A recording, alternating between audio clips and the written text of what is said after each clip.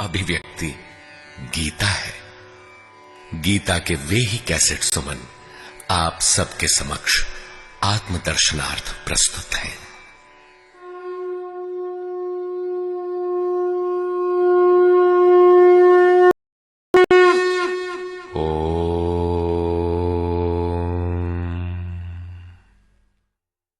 श्री परमात्मने नमः।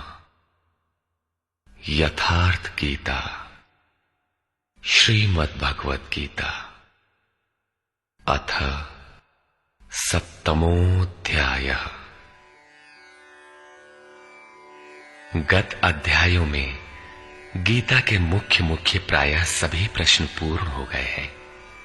निष्काम कर्म योग, ज्ञान योग, कर्म और यज्ञ का स्वरूप और उसकी विधि, योग का वास्तविक स्वरूप और उसका परिणाम तथा अवतार, वर्ण संकर, सनातन आत्मस्थित महापुरुष के लिए भी लोक हितार्थ कर्म करने पर बल, युद्ध इत्यादि पर विशद चर्चा की गई। अगले अध्यायों में योगेश्वर श्री कृष्ण ने इन्हीं से संदर्भित अनेक पूरक प्रश्नों को लिया है, जिनका समाधान तथा अनुष्ठान आराधना में सहायक सिद्ध होगा।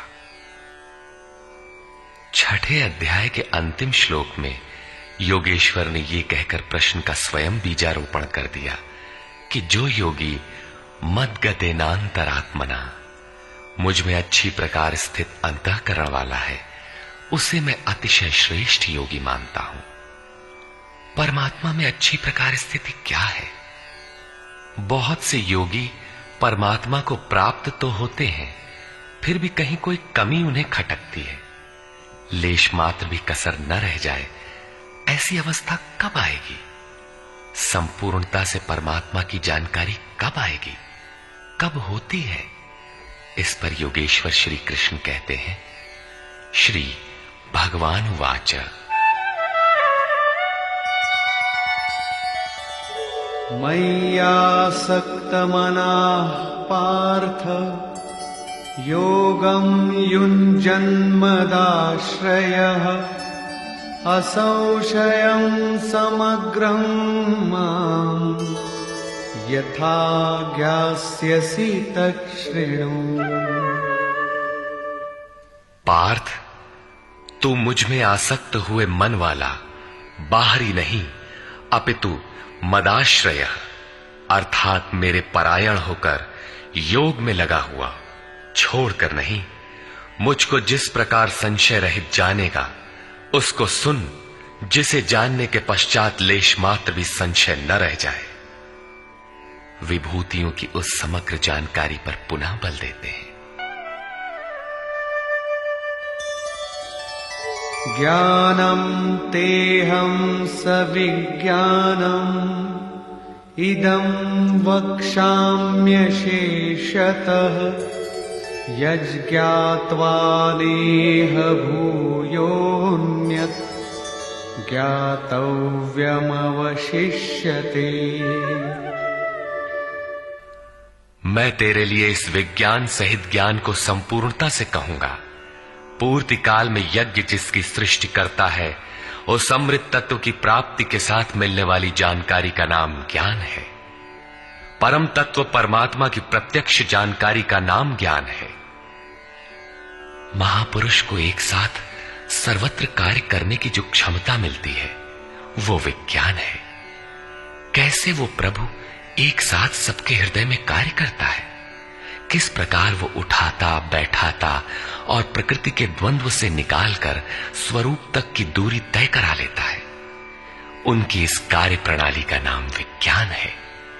इस विज्ञान सहित ज्ञान को संपूर्णता से कहूंगा, जिसे जानकर, सुनकर नहीं, संसार में और कुछ भी जानने योग्य नहीं रह जाएगा। मानने वालों की संख्या बहुत कम है।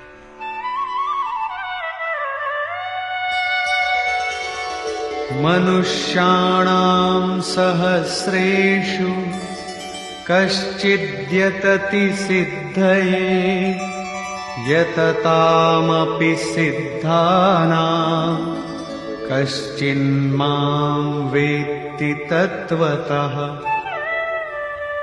हजारों मनुष्यों में कोई ही मनुष्य मेरी प्राप्ति के लिए यत्न करता है, और उन यत्न करने वाले योगियों में भी कोई विरला ही पुरुष मुझे तत्व अर्थात साक्षात्कार के साथ जानता है। अब समग्र तत्व है कहां? एक स्थान पर पिंड रूप में है अथवा सर्वत्र व्याप्त है? इस पर योगेश्वर श्री कृष्ण कहते हैं,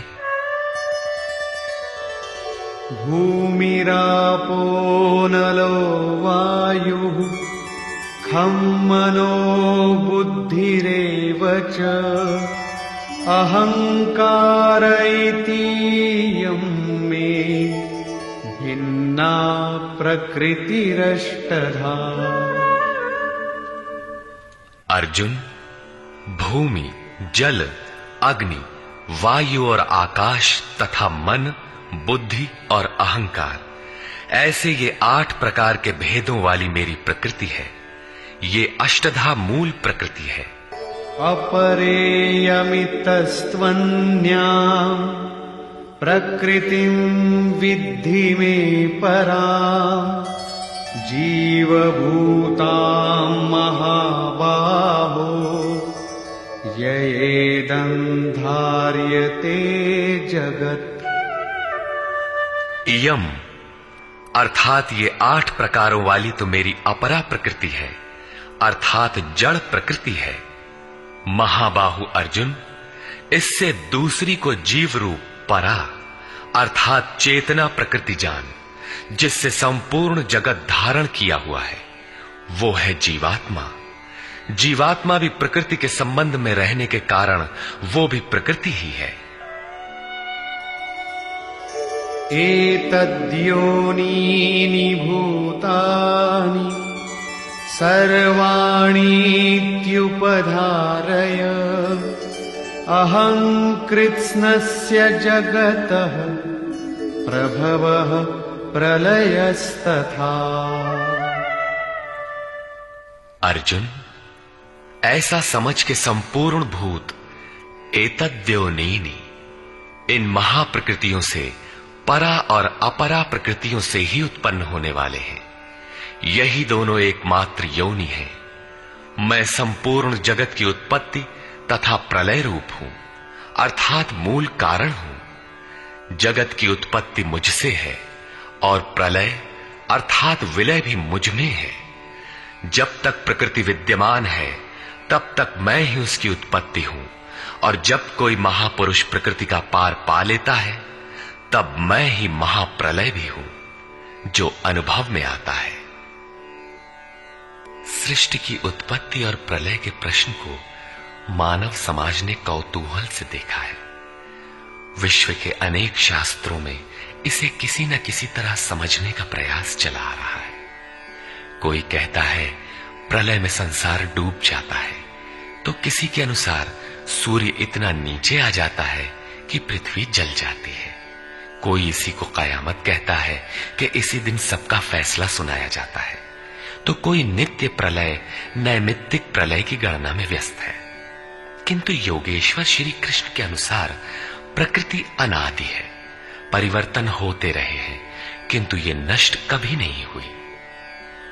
भारतीय धर्म ग्रंथों के अनुसार मनु ने प्रलय देखा था। इसके साथ 11 ऋषियों ने मत्स्य की सींग में नाव बांधकर हिमालय के एक उत्तुंग शिखर की शरण ली थी। लीलाकार श्री कृष्ण के उपदेशों एवं जीवन से संबंधित उनके समकालीन शास्त्र भागवत में मृकंडु मुनि के पुत्र मार्कंडेय जी द्वारा प्रलय का आंखों देखा हाल प्रस्तुत है। वे हिमालय के उत्तर में पुष्पभद्रा नदी के किनारे रहते थे।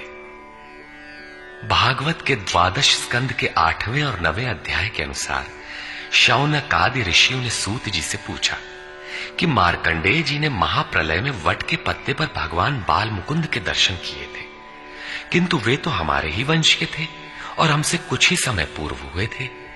उनके जन्म के बाद न तो कोई प्रलय हुआ और न ही सृष्टि ही डूबी, सब कुछ यथावत है। तब उन्होंने कैसा प्रलय देखा? सूत जी ने बताया कि मार्कंडेय जी की प्रार्थना से प्रसन्न होकर नर नारायण ने उन्हें दर्शन दिया। मार्कंडेय जी ने कहा कि मैं आपकी वो माया देखना चाहता हूं जिससे प्रेरित होकर ये आत्मा अनंत योनियों में भ्रमण करता है। भगवान ने स्वीकार किया और एक दिन जब मुनि अपने आश्रम में भगवान के चिंतन में तन्मय हो रहे थे, तब उन्हें दिखाई पड़ा कि चारों ओर से समुद्र उमड़कर उनके ऊपर आ रहा है। उसमें मगर छलांगे लगा रहे थे। उनकी चपेट में ऋषि मार्कंडेय भी आ रहे थे। वे इधर उधर बचने के लिए भाग रहे थे। आकाश, सूर्य, पृथ्वी, चंद्रमा, स्वर्ग, ज्योतिष मंडल सभी उस समुद्र में डूब गए। इतने में मार्कंडेय जी को एक बरगद का पेड़ और उसके पत्ते पर एक शिशु दिखाई दिया। श्वास के साथ मार्कंडेय जी भी उस शिशु के उदर में चले गए और अपना आश्रम, सूर्यमंडल सहित सृष्टि को जीवित पाया और पुनः श्वास के साथ उस शिशु के उदर से वे बाहर आ गए। नेत्र खुलने पर मार्कंडेय ने अपने को उसी आश्रम में अपने ही आसन पर पाया। स्पष्ट है कि करोड़ों वर्ष के भजन के पश्चात उन मुनि ने ईश्वरीय दृश्य को अपने हृदय में देखा, अनुभव में देखा। बाहर सब कुछ ज्यों का त्यों था। अतः प्रलय योगी के हृदय में ईश्वर से मिलने वाली अनुभूति है। भजन की पूर्ति काल में योगी के हृदय में संसार का प्रवाह मिटकर अव्यक्त परमात्मा ही शेष बचता है। यही प्रलय है। बाहर प्रलय नहीं होता। महाप्रलय शरीर रहते ही अद्वैत की अनिर्वचनीय स्थिति है। ये क्रियात्मक है। केवल बुद्धि से निर्णय लेने वाले भ्रम का ही सृजन करते हैं, चाहे हम हों या आप। इसी पर आगे देखें। मत्तः परतरं नान्यत् किंचिदस्ति धनंजय मयि सर्वमिदं प्रोतं सूत्रे मणिगणा इव।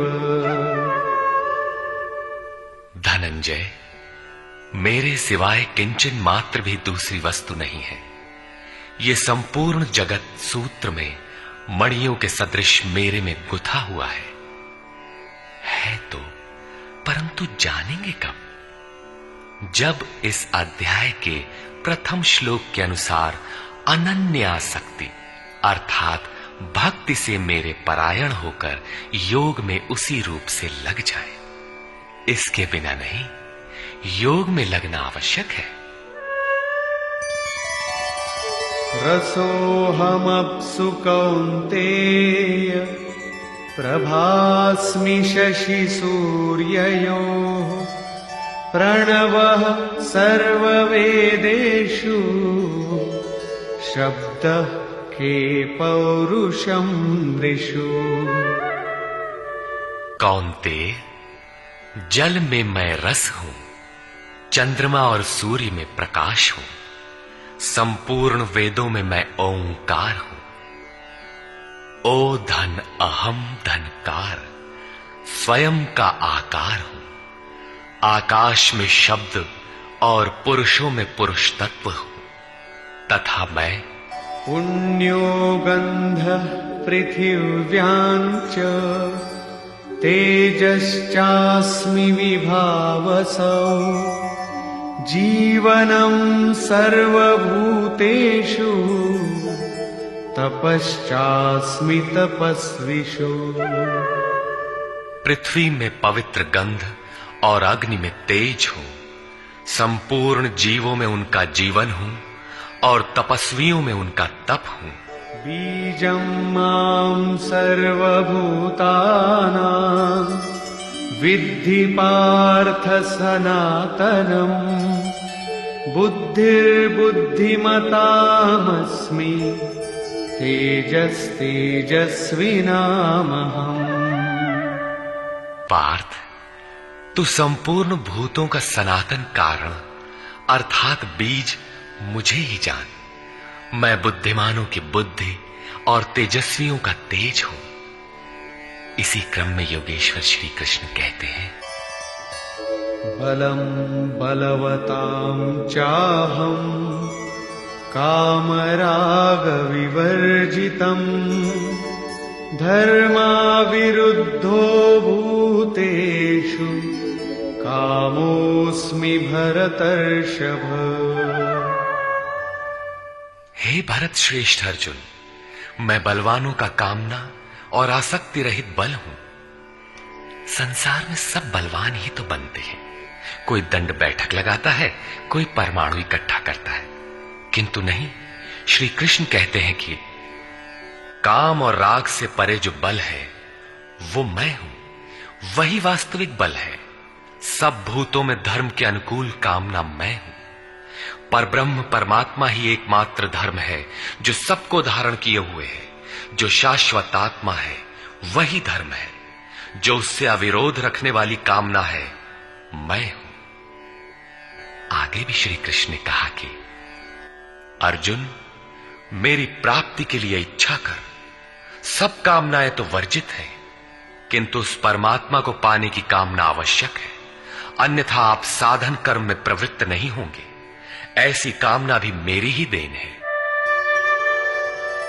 ये चैव सात्विका भावा राजसास्तामसाश्च ये मत्त एवेति तान् विद्धि नत्वहं तेषु ते मयि। और भी जो सत्वगुण से उत्पन्न होने वाले भाव हैं, जो रजोगुण और तमोगुण से उत्पन्न होने वाले भाव हैं, उन सब को तुम मुझसे ही उत्पन्न होने वाले हैं ऐसा जान। परंतु वास्तव में उनमें मैं और वे मेरे में नहीं है, क्योंकि न मैं उनमें खोया हूं और न वे ही मुझ में प्रवेश कर पाते हैं। क्योंकि मुझे कर्म से स्पृहा नहीं है, मैं निर्लेप हूं, मुझे इनमें कुछ पाना नहीं है, इसलिए मुझ में प्रवेश नहीं कर पाते। ऐसा होने पर भी जिस प्रकार आत्मा की उपस्थिति से ही शरीर को भूख प्यास लगती है, आत्मा को अन्न अथवा जल से कोई प्रयोजन नहीं है, उसी प्रकार प्रकृति परमात्मा की उपस्थिति में ही अपना कार्य कर पाती है। परमात्मा उसके गुण और कार्यों से निर्लेप रहता है। त्रिभिर्गुणमयैर्भावैः एभिः सर्वमिदं जगत् मोहितं नाभिजानाति मामेभ्यः परमव्ययम्। सात्विक, राजस और तामस, इन तीन गुणों के कार्य रूप भावों से ये सारा जगत मोहित हो रहा है। इसलिए लोग इन तीनों गुणों से परे मुझ अविनाशी को तत्व से भली प्रकार नहीं जानते। मैं इन तीनों गुणों से परे हूं, अर्थात जब तक अंश मात्र भी गुणों का आवरण विद्यमान है तब तक कोई मुझे नहीं जानता। उसे अभी चलना है, वो राही है। और दैवी ह्येषा गुणमयी मम माया दुरत्यया मामेव ये प्रपद्यन्ते मायामेतान्तरन्ति ते। ये त्रिगुणातीत मेरी अद्भुत माया दुस्तर है, किंतु जो पुरुष मुझे ही निरंतर भजते हैं वे इस माया का पार पा जाते हैं। ये माया है तो दैवी, परंतु अगरबत्ती जलाकर इसकी पूजा न करने लगे, इससे पार पाना है। न मां दुष्कृतिनो मूढ़ाः प्रपद्यन्ते नराधमाः माययापहृतज्ञानाः आसुरं भावमाश्रिताः। जो मुझे निरंतर भजते हैं वे जानते हैं, फिर भी लोग नहीं भजते। माया द्वारा जिनका ज्ञान अपहरण कर लिया गया है, जो आसुरी स्वभाव को धारण किए हुए मनुष्यों में अधम काम क्रोधादि दुष्कृतियों को करने वाले मूढ़ लोग मुझे नहीं भजते। तो भजता कौन है? चतुर्विधा भजन्ते मां जनाः सुकृतिनोऽर्जुन आर्तो जिज्ञासुरर्थार्थी ज्ञानी च भरतर्षभ। हे भरत श्रेष्ठ अर्जुन, सुकृतिनः उत्तम अर्थात नियत कर्म, अर्थात जिसके परिणाम में श्रेय की प्राप्ति हो उसको करने वाले, अर्थार्थी अर्थात सकाम, आर्तः अर्थात दुख से छूटने की इच्छा वाले, जिज्ञासु अर्थात प्रत्यक्ष रूप से जानने की इच्छा वाले, और ज्ञानी अर्थात जो प्रवेश की स्थिति में है। इन चारों प्रकार के भक्तजन मुझे भजते हैं। अर्थ वो वस्तु है जिससे हमारे शरीर अथवा संबंधों की पूर्ति हो। इसलिए अर्थ, कामनाएं सब कुछ पहले तो भगवान द्वारा पूर्ण होते हैं। भगवान श्री कृष्ण कहते हैं कि मैं ही पूर्ण करता हूं, किंतु इतना ही वास्तविक अर्थ नहीं है। आत्मिक संपत्ति ही स्थिर संपत्ति है, यही अर्थ है। सांसारिक अर्थ की पूर्ति करते करते भगवान वास्तविक अर्थ आत्मिक संपत्ति की ओर बढ़ा देते हैं, क्योंकि वे जानते हैं कि इतने ही से मेरा भक्त सुखी नहीं होगा। इसलिए वे आत्मिक संपत्ति भी उसे देने लगते हैं। लोक लाहु परलोक निबाहु, लोक में लाभ और परलोक में निर्वाह, ये दोनों भगवान की वस्तु हैं। अपने भक्त को खाली नहीं छोड़ते। आर्त, जो दुखी हो, जिज्ञासु, समग्रता से जानने की इच्छा वाले जिज्ञासु मुझे भजते हैं। साधना की परिपक्व अवस्था में दिग्दर्शन अर्थात प्रत्यक्ष दर्शन की अवस्था वाले ज्ञानी भी मुझे भजते हैं। इस प्रकार चार प्रकार के भक्त मुझे भजते हैं, जिनमें ज्ञानी श्रेष्ठ है, अर्थात ज्ञानी भी भक्त ही है। इन सब में भी तेषां ज्ञानी नित्ययुक्त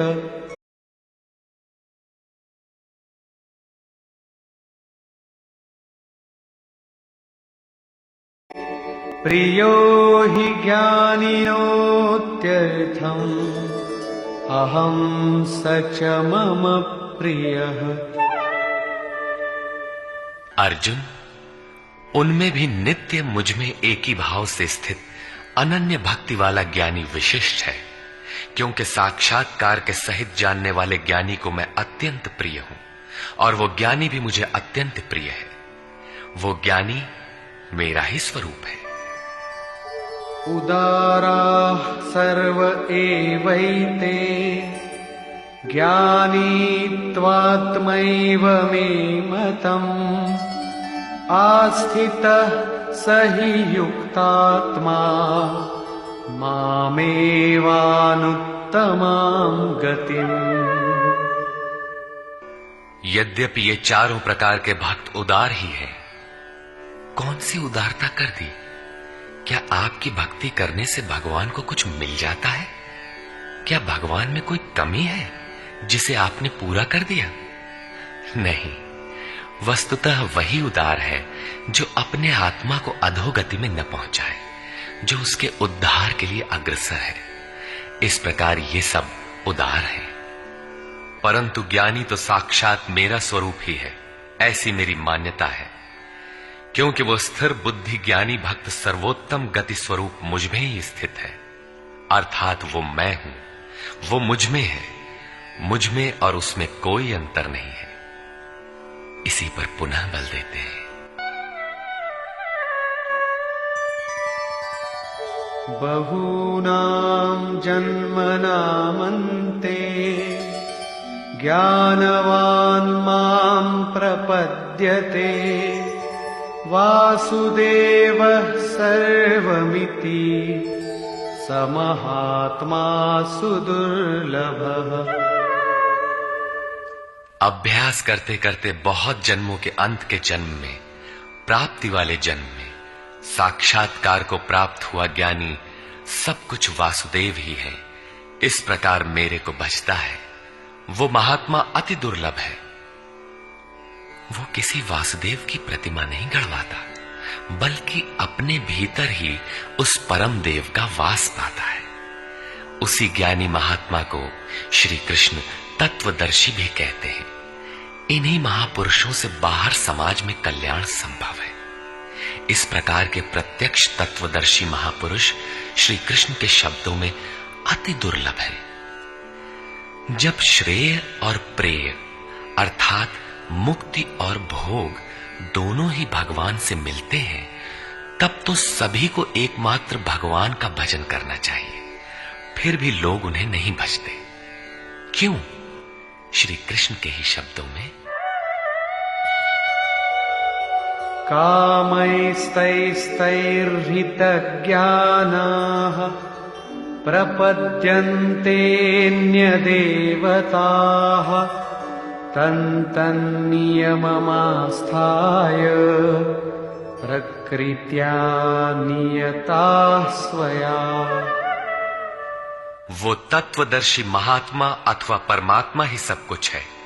लोग ऐसा समझ नहीं पाते, क्योंकि भोगों की कामनाओं द्वारा लोगों का विवेक अपहरण कर लिया गया है। इसलिए वे अपनी प्रकृति अर्थात जन्म जन्मांतरों से अर्जित संस्कारों के स्वभाव से प्रेरित होकर मुझ परमात्मा से भिन्न अन्य देवताओं और उनके लिए प्रचलित नियमों की शरण लेते हैं। यहां अन्य देवता का प्रसंग पहली बार आया है। यो यो यां यां तनुं भक्तः श्रद्धयार्चितुमिच्छति तस्य तस्याचलां श्रद्धां तामेव विदधाम्यहम्। जो जो सकामी भक्त जिस जिस देवता के स्वरूप को श्रद्धा से पूजना चाहता है, मैं उसी ही देवता के प्रति उसकी श्रद्धा को स्थिर करता हूं। मैं स्थिर करता हूं, क्योंकि देवता नाम की कोई वस्तु होती तब तो वो देवता ही श्रद्धा को स्थिर करता। सतया श्रद्धया युक्तः तस्याराधनमीहते लभते च ततः कामान् मयैव विहितान् हितान्। वो पुरुष उस श्रद्धा से युक्त होकर उस देव विग्रह के पूजन में तत्पर होता है और उस देवता के माध्यम से मेरे ही द्वारा निर्मित उन इच्छित भोगों को निसंदेह प्राप्त होता है। भोग कौन देता है? मैं ही देता हूं। उसकी श्रद्धा का परिणाम है भोग, न कि किसी देवता की देन। किंतु वो फल तो पा ही लेता है, फिर इसमें बुराई क्या है? इस पर कहते हैं, अन्तवत्तु फलं तेषां तद्भवत्यल्पमेधसां देवान् देवयजो यान्ति मद्भक्ता यान्ति मामपि। परंतु उन अल्प बुद्धि वालों का वो फल नाशवान है। आज फल है तो भोगते भोगते नष्ट हो जाएगा, इसलिए नाशवान है। देवताओं को पूजने वाले देवताओं को प्राप्त होते हैं, अर्थात देवता भी नाशवान है। देवताओं से लेकर यावन मात्र जगत परिवर्तनशील और मरणधर्मा है। मेरा भक्त मुझे ही प्राप्त होता है, जो अव्यक्त है, नैष्ठिकीम परम शांति पाता है। देवता हृदय के अंतराल में परम देव परमात्मा के देवत्व को अर्जित कराने वाले सद्गुणों का नाम है। थी तो ये अंदर की वस्तु, किंतु कालांतर में लोगों ने भीतर की वस्तु को बाहर देखना प्रारंभ कर दिया।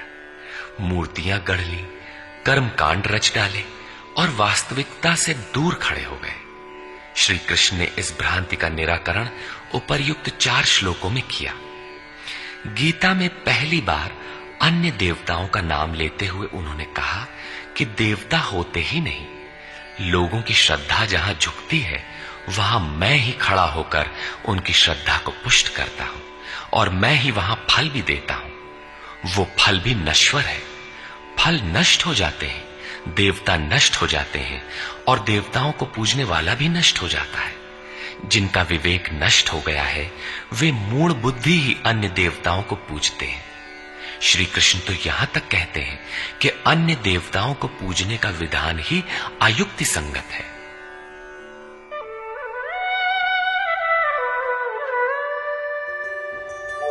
अव्यक्तं व्यक्तिमापन्नं मन्यन्ते माम बुद्धयः परं भावमजानन्तो ममाव्ययमनुत्तमम्। यद्यपि जब देवताओं के नाम पर देवता नाम की कोई वस्तु है ही नहीं, जो फल मिलता है वो भी नाशवान है, फिर भी सब लोग मेरा भजन नहीं करते, क्योंकि बुद्धिहीन पुरुष अर्थात कामनाओं द्वारा जिनका ज्ञान अपहृत हो गया है, वे मेरे सर्वोत्तम, अविनाशी और परम प्रभाव को भली प्रकार नहीं जानते। इसलिए वे मुझ अव्यक्त पुरुष को व्यक्ति भाव को प्राप्त हुआ मानते हैं, मनुष्य मानते हैं। अर्थात श्री कृष्ण भी मनुष्य शरीरधारी योगी थे, योगेश्वर थे। जो स्वयं योगी हो और दूसरों को भी योग प्रदान करने की जिनमें क्षमता हो, उन्हें योगेश्वर कहते हैं।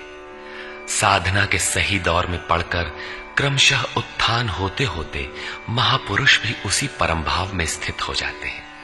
शरीरधारी होते हुए भी वे उसी अव्यक्त स्वरूप में स्थित हो जाते हैं। फिर भी कामनाओं से विवश मंद बुद्धि के लोग उन्हें साधारण व्यक्ति ही मानते हैं। वे सोचते हैं कि हमारी ही तरह तो ये भी पैदा हुए हैं, भगवान कैसे हो सकते हैं।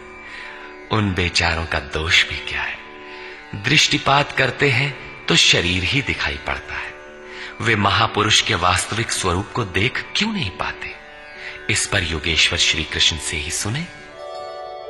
नाहं प्रकाशः सर्वस्य योगमाया समावृतः मूढोऽयं नाभिजानाति लोको मामजमव्ययम्।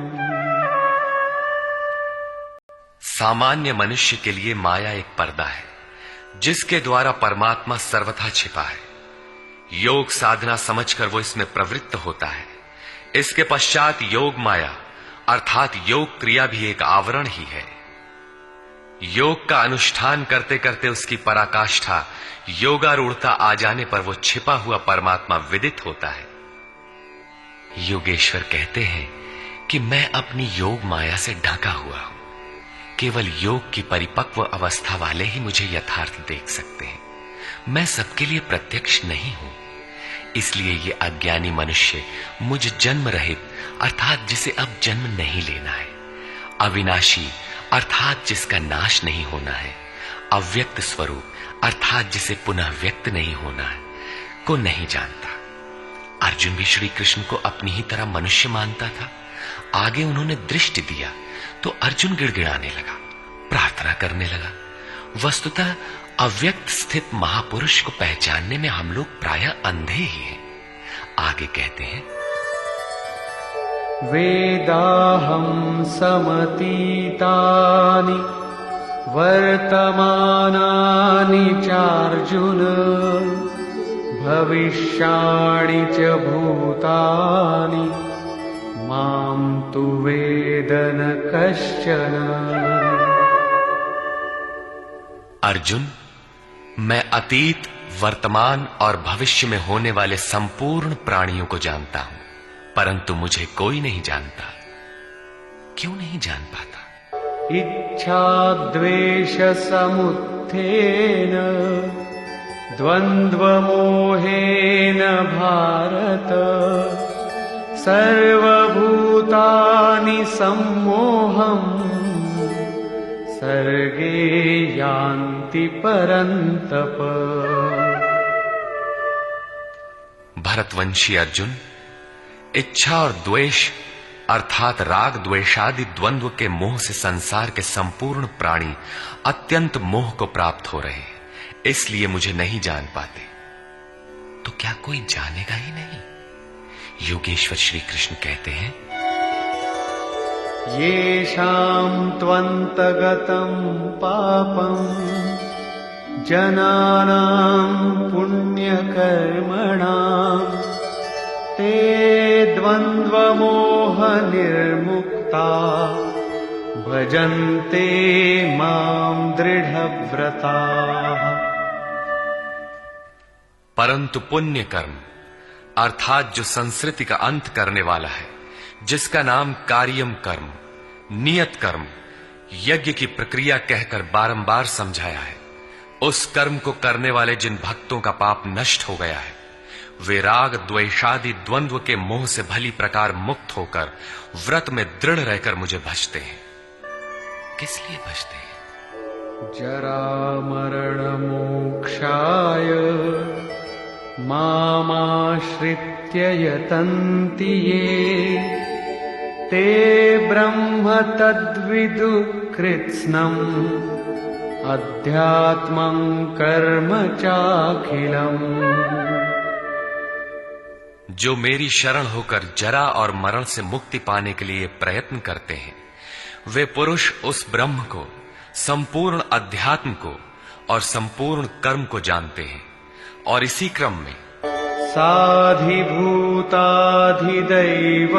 मां साधियज्ञं च ये विदुः प्रयाणकालेऽपि च मां ते विदुर्युक्तचेतसः।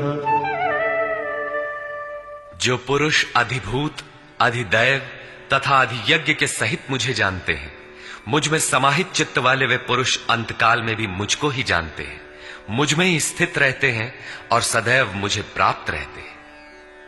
26वें 27वें श्लोक में उन्होंने कहा कि मुझे कोई नहीं जानता, क्योंकि वे मोहग्रस्त हैं, किंतु जो उस मोह से छूटने के लिए प्रयत्नशील हैं, वे संपूर्ण ब्रह्म, संपूर्ण अध्यात्म, संपूर्ण कर्म, संपूर्ण अधिभूत, संपूर्ण अधिदैव और संपूर्ण अधियज्ञ सहित मुझको जानते हैं, अर्थात इन सब का परिणाम मैं अर्थात सद्गुरु हूं। वही मुझे जानता है, ऐसा नहीं कि कोई नहीं जानता।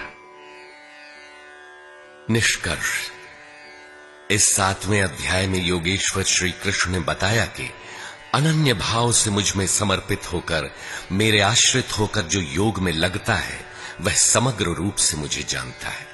मुझे जानने के लिए हजारों में कोई विरला ही प्रयत्न करता है, और प्रयत्न करने वालों में विरला ही कोई जानता है। वह मुझे पिंड रूप में एक देशीय नहीं वरन सर्वत्र व्याप्त देखता है। 8 भेदों वाली मेरी जड़ प्रकृति है, और इसके अंतराल में जीव रूप मेरी चेतन प्रकृति है। इन्हीं दोनों के संयोग से पूरा जगत खड़ा है। तेज और बल मेरे ही द्वारा है। राग और काम से रहित बल तथा धर्मानुकूल कामना भी मैं ही हूं। जैसा कि सब कामनाएं तो वर्जित है, लेकिन मेरी प्राप्ति के लिए कामना कर, ऐसी इच्छा का अभ्युदय होना मेरा ही प्रसाद है। केवल परमात्मा को पाने की कामना ही धर्मानुकूल कामना है। श्री कृष्ण ने बताया कि मैं तीनों गुणों से अतीत हूं, परम का स्पर्श करके परम भाव में स्थित हूं, किंतु भोगासक्त मूढ़ पुरुष सीधे मुझे न भजकर अन्य देवताओं की उपासना करते हैं, जबकि वहां देवता नाम का कोई है ही नहीं। पत्थर, पानी, पेड़, जिसको भी वे पूजना चाहते हैं, उसी में उनकी श्रद्धा को मैं ही पुष्ट करता हूं। उसकी आड़ में खड़ा होकर मैं ही फल देता हूं, क्योंकि न वहां कोई देवता है, न किसी देवता के पास कोई भोग ही है। लोग मुझे साधारण व्यक्ति समझकर नहीं भजते, क्योंकि मैं योग प्रक्रिया द्वारा ढका हुआ हूं। अनुष्ठान करते करते योग माया का आवरण पार करने वाले ही मुझ शरीरधारी को भी अव्यक्त रूप में जानते हैं, अन्य स्थितियों में नहीं। मेरे भक्त 4 प्रकार के हैं: अर्थार्थी, आर्त, जिज्ञासु और ज्ञानी। चिंतन करते करते अनेक जन्मों के अंतिम जन्म में प्राप्ति वाला ज्ञानी मेरा ही स्वरूप है, अर्थात अनेक जन्मों से चिंतन करके उस भगवत स्वरूप को प्राप्त किया जाता है।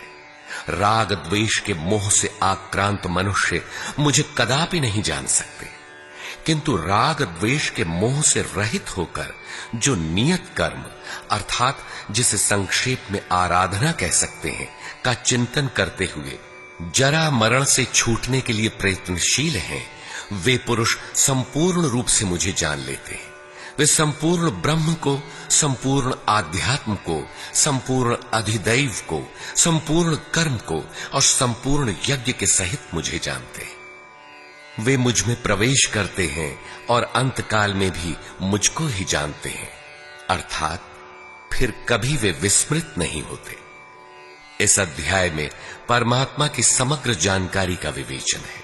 अतः ओम तत्सदिति श्रीमद्भगवद्गीतासूपनिषत्सु ब्रह्म विद्यायाम योग शास्त्रे श्री कृष्णार्जुन संवादे समग्र बोधः नाम सप्तमोऽध्यायः।